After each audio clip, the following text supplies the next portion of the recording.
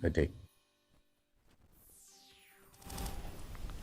Health Minister Ampreen Lyngdoh has dismissed allegations of favoritism in the ongoing tendering process to appoint an emergency ambulance service in the state.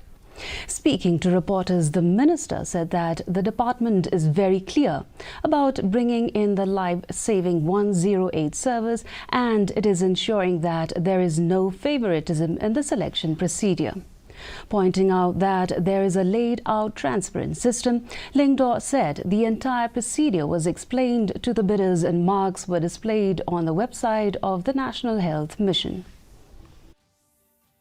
We are going to be bringing 108 service that is going to be living up the image of life-saving services.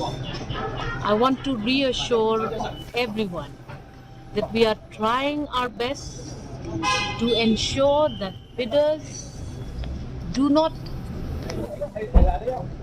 get the impression that there is going to be any favoritism in our selection procedures.